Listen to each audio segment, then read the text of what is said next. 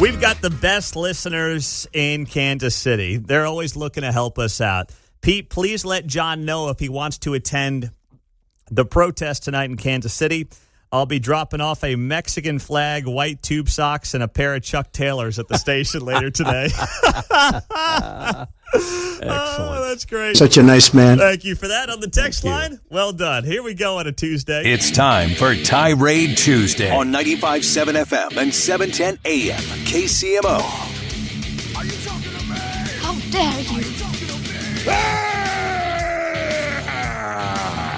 It's morning, so it's Mundo. Whatever's on your mind, Tirade Tuesday is here at 913-408-7957. Let's go to Steve in Wyandotte County. Steve, what's your tirade, my man? Hey, Pete, I'm calling about the stadiums. You had a report on the radio just a little bit ago about Johnson County residents, if they want the stadium. I have never heard and probably never will hear whether Wyandotte County residents want the stadium. Most of us don't have a bar, a restaurant, or a hotel, so is my economic impact check going to come in the mail? Jackson County has had the Chiefs, the Royals, the NFL draft, and whatever else, and how's that working out for those taxpayers over there? Finally, there ought to be a law that says no highway interchange can be named after a politician because they spend a whole bunch of our money. I like that, Steve. Thank you, my man. Way to kick it off on a Tirade Tuesday. Good job, brother. Well done. 913-408-7957, an open line for you. Mike in KCK. Go ahead, Mike. What is your tirade? Oh, all the collaborators with the invaders, like that's going on in Los Angeles. Now Quisling Lucas has decided to join in with them. And I hope they realize at some point in the future, just like they did in the past, they don't do well with collaborators. The public doesn't take them too well. I believe in World War II they were shaving the heads of the collaborators, but, Quentin Lucas' head already shaved, so maybe he doesn't have to worry about it. What did you call him? What, Lucas? What did you dub him? Quisling.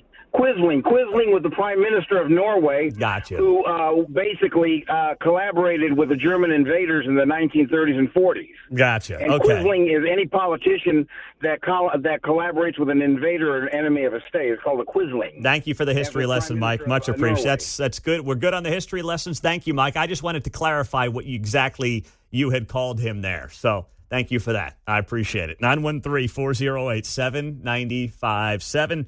Let's go to Mike and Lee Summit. What is your tirade, Mike? Let it rip. Yeah, hi, Pete. Thank you for listening. My tirade is against cities like Lee Summit that use easements and the threat of eminent domain to force infrastructure projects on the residents they don't want or need. For example, in Lee Summit, the 3rd Street is currently under construction, and it's a total mess. Driveways are blocked. People can't get out of their drives. Now, Northeast Douglas Street is the next on their agenda. They're planning to cut down 50 mature trees so they can put in a 10-foot shared use path for bikes and strollers. They want to put in storm sewers and curbs that we don't need or want. Several residents are fighting this, but Lee Summit government doesn't seem to be listening. Their philosophy seems to be full speed ahead and ignore the local residents directly affected. Thank you for that. I appreciate it, Mike. That is a shame. It seems like these suburban districts are getting dumber by the day. I mean, whether it's Overland Park, Olathe, Prairie Village, Lee Summit, they are not remembering and not realizing what has made them desirable over the last generation or two. They're forgetting that. And they're making the same financial mistakes that a lot of major American cities have made over the last couple of generations and has sunk them. And it's not going to happen overnight.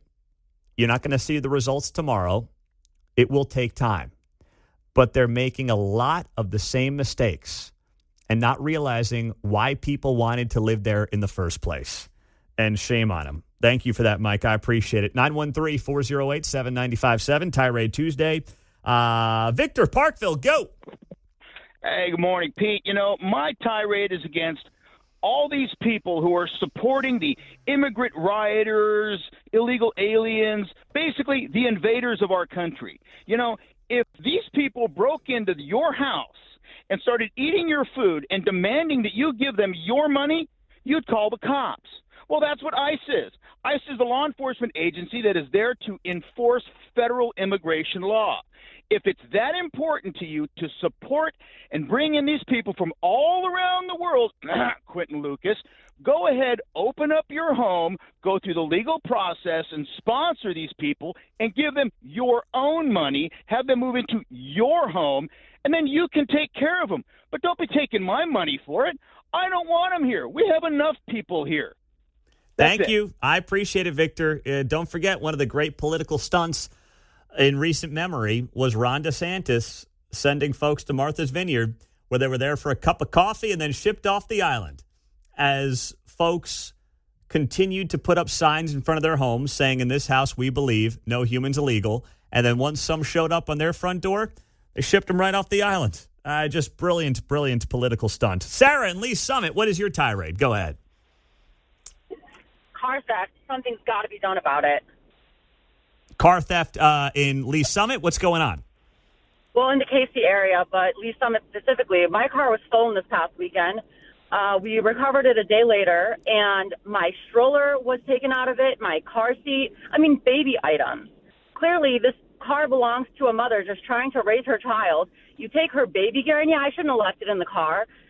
And I posed the question to my husband, if they knew that I grew up in poverty, fought my way out of that tooth and nail, went to law school, and now I'm a wife, mom, and lawyer, would that change their mind? And, of course, my husband confirmed what I already knew. No, it wouldn't. No, it wouldn't. It wouldn't. Thank you so much for that, Sarah. And the reason it wouldn't is because someone like you, they would view as a victim, and you can't pick yourself up and make a name for yourself and dig yourself out of your situation. You're not allowed to do that without the help of the big government. And you didn't do it their way, so no, they wouldn't care about your story. Horrible. Thank you, Sarah. That is terrible. You steal a vehicle, you look in the back seat, there's a stroller and a car seat. We'll take those and sell them off on Facebook Marketplace. Come on now. Eric, Overland Park, what's your tirade? Go. Yeah, I'll try to make it lighter than these other guys who were really good. First, I can't stand listening to people, and it's always women for some reason, who seem to speak through their nasal passages, like that liberal woman on Fox's The Five, Kennedy. She just talks through her nose. And the other people that just drives me nuts is when their statements always end with a question mark, or who say, like, every fourth word, like Valley speak, like, for sure. Drives me nuts. That's good, Eric. I like that. I don't know if we've gotten one of those. For sure. Yeah. And I got one last one. Okay. And I know you can't say this, but I can. Okay. It drives me nuts when callers keep asking how the host is when you answer the question 1,000 times the same morning. There's a winner. Thank you, Eric. Right. I appreciate it, buddy. That is good. Hey, you're right about that. That is Radio 101, and John's a great producer and a great teacher, but you can only lead the horse to water before you hope they drink it. But, yeah, no need to ask me how I'm doing. I've got 4 hours to tell you how I'm doing, and the answer is always going to be good, what's on your mind. So thank you for that. Well done, Eric. He's been listening to talk radio for a while. John in Lewisburg, go. Hey, Pete. How you doing? Way to go, John. That's quick. Hey. That's quick. You got a minute. Let it rip. If you want to get me triggered, be a cyclist who doesn't use the designated cyclist lane. Oh, that's good. Thank you, John in Lewisburg. Let's go to Charles in Kansas City. What's your tirade? About these bicycle lanes, man. It's like the traffic is already bad enough, but you're taking out lanes of traffic for bicycles. And I travel a lot of these streets, and I may be seeing 2 or 3 bicycles.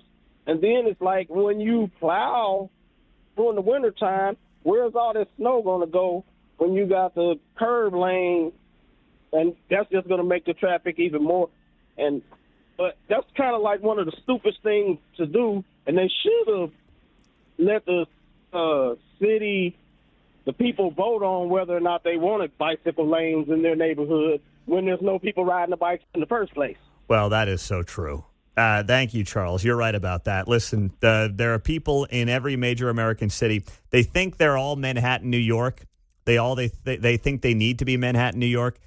This is not a bike lane town, despite the fact that you have city council members like Bike Boy Bunch who want to make it a bike lane town, and you just end up ruining transportation for those people who drive, which is how most people choose to get around Kansas City. When I've been in New York and also in Paris, what bike lanes? You don't need them. They drive between cars and weave around motorcycles. They're like daredevils in Manhattan. Man. Yeah, well, only the Chinese delivery guys are like that. But you're right. No, you're right. Too many people are like that. But the Chinese delivery guys, they've got it down pat. They know what they're doing. The people that are trying to copy them, they're the ones who end up getting hit by cars. Touche.